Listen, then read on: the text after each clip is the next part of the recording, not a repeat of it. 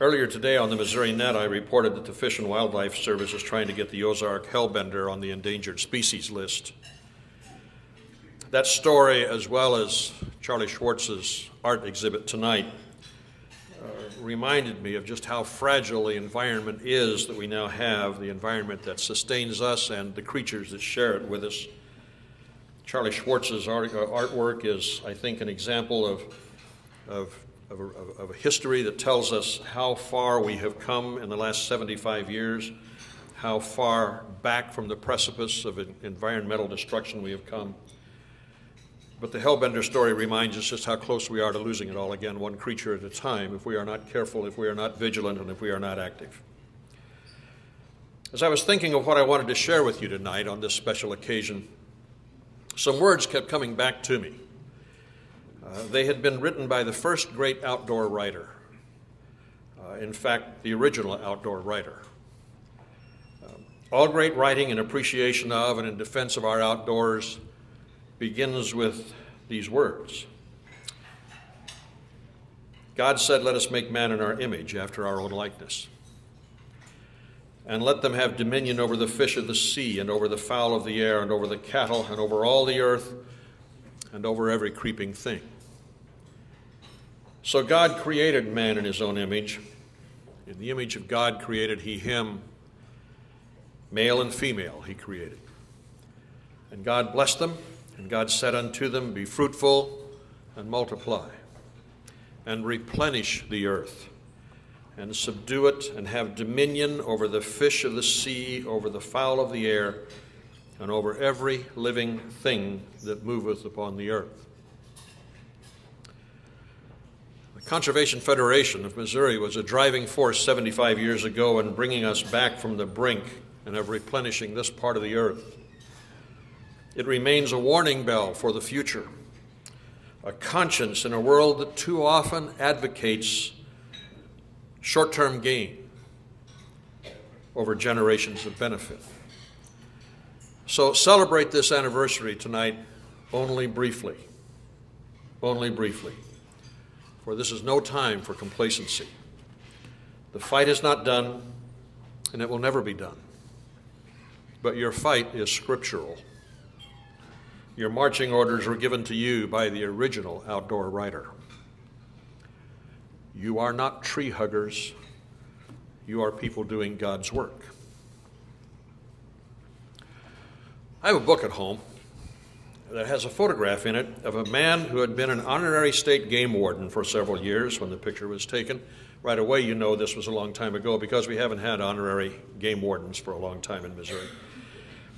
The picture shows the man seated in his trophy room of his Brentwood home, seated in his rocking chair, an open book in his lap. At his feet are two stuffed lions mounted on pedestals, one in a semi-crouch, snarling toward the camera, and the other is mounted upright and has a somewhat quizzical look on its face. A bobcat is next to the snarling lions. On the wall is a head of a mountain goat, along with deer and moose horns.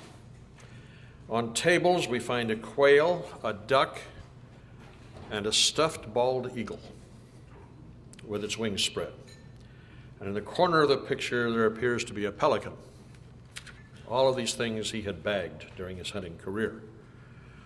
By the time the booklet containing this photograph of this honorary game warden came out in about 1933, he'd been a deputy game warden for 7 years.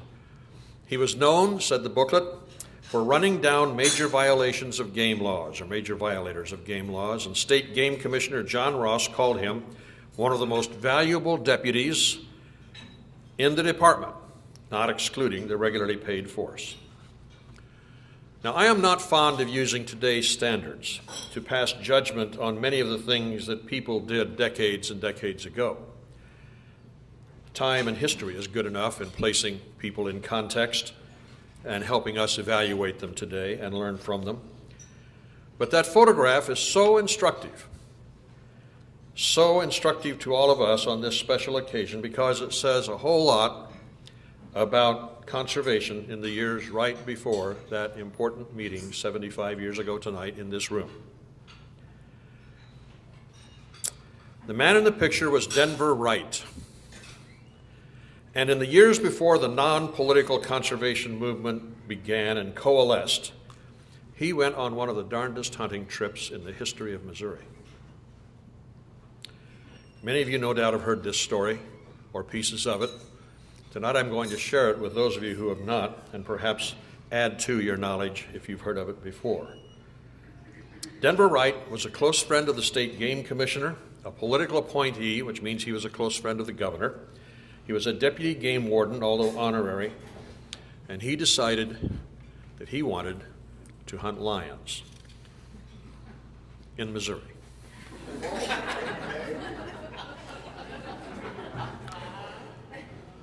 Denver Wright got a hold of 2 circus lions late in 1932. He described them as large, 5-year-old, vicious, untrained African male lions. And he arranged an expedition from St. Louis, accompanied by a company making sound motion pictures, to southeast Missouri, where the lions and the hunting party would be put on a barge and taken to an island in the Mississippi River in January. Now, even in southeast Missouri, many of you will know, January is not lion-friendly weather, and it's not very friendly to hunters either. So tents were set up on the island for eating and sleeping for an 18-person party. The area was to be secured by a strong barbed wire fence.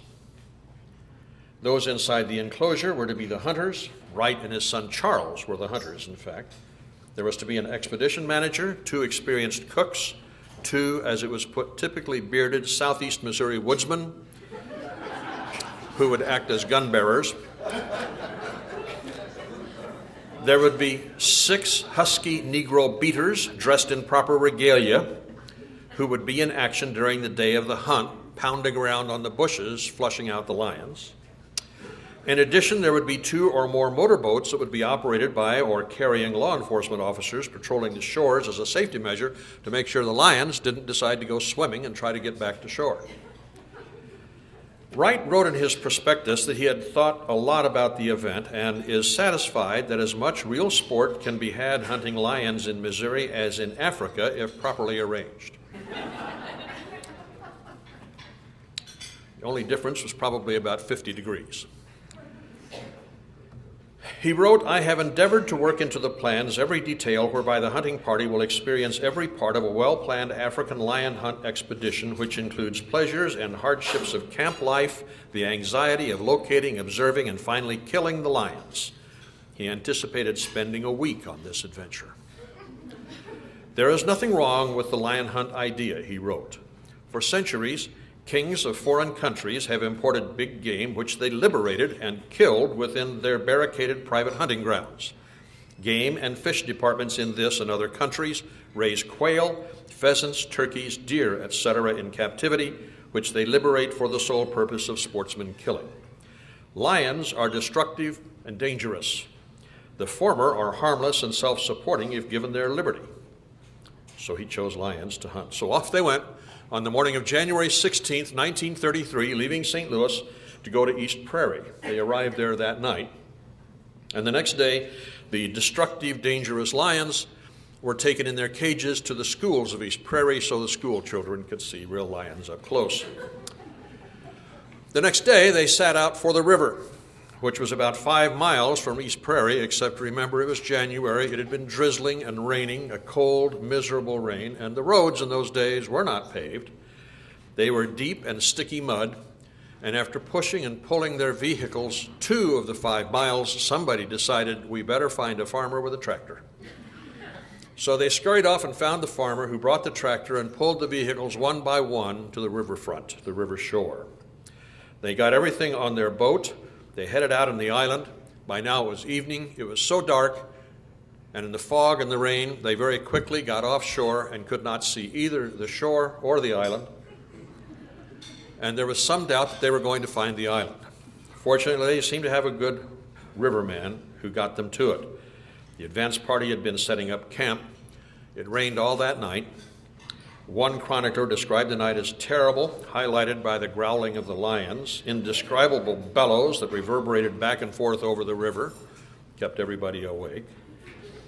The next morning, the lion cages were located in an opening of the fence so they could release the lions, but before the lions could be freed, cold torrential rain hit the camp, and it rained all day, well into the night. And the next day, there were more showers, rendering the campfire useless. The skies cleared toward evening and suggested hunting could start the next day.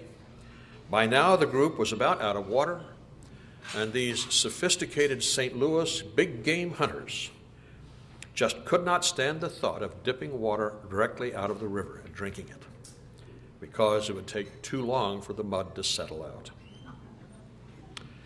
The great moment of releasing the prey finally arrived the next day. The first cage was opened, and the lion didn't come out for a while. He finally stuck his nose out, looked around, and immediately made a dash, not into the woods, but right through the barbed wire fence that surrounded the camp. And soon after that, the second lion came out and did the very same thing, which scared the campers to death because they knew their secure barbed wire fence wasn't worth a hoot. Sentries were posted as the lions continued to lurk in plain view only about 100 yards away. They refused to go into the woods. They knew where the food was, whether it was walking around or in the boxes that were going to be cooked. Then they got into a fight, which led the hunters to worry whether they were going to have 2 lions to hunt. During dinner, it started raining again with increasing intensity, and through the night, illuminated by lightning and shaken by thunder, 2 sentries continued to patrol the fence to keep the lions out. One of the sentries was startled when he turned his flashlight on to scan the area and found a lion looking right back at him from the brush. After a while, the lion decided he'd had enough fun, got up and sauntered into the woods finally, leaving a couple of nervous sentries behind until about 90 minutes later when the second lion showed up. The entire camp was thrown into pandemonium and nobody slept for the rest of the night.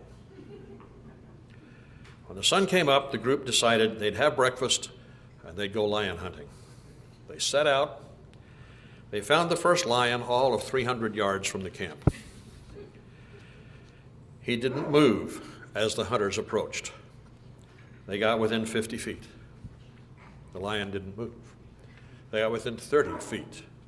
The lion still wasn't moving. And then 20. And suddenly he sprang toward Wright, who had the presence of mind to shoot him. The lion was wounded, fled into the brush. He was found a short time later, and young Charles finished him off with a close-in shot to the head. So the first lion was dispatched. The group set off in search of the second one and found it about a quarter mile away. The lion hunched up as if it was ready to spring, but refused to otherwise move as the Wrights got closer. And they finally got within 15 feet, and the lion still wasn't moving. And then one of the beaters threw a pole into the thicket, which startled the lion, which jumped toward the beater. Both Wrights fired, and the lion dropped to the ground and shortly thereafter died. The beaters tied the carcasses to the poles and triumphantly bore them back to camp. On the way back to St. Louis, Wright was asked what he thought of hunting lions, and referred his friend to a book by the celebrated hunter Martin Johnson, who wrote, "The spirit of conserving wildlife meets my hearty approval. Osa and I have lost much time and a great deal of money living up to our standards on this, but we must adjust our philosophy to meet the murderous propensities of the big cats. It boils down to a case of using one's justice and common sense being guarded largely by the very sound principle of the greatest good to the greatest number." Martin and Osa Johnson hunted lions and other critters in Africa, not on an island in the Mississippi River, as they adjusted their thoughts about justice and common sense.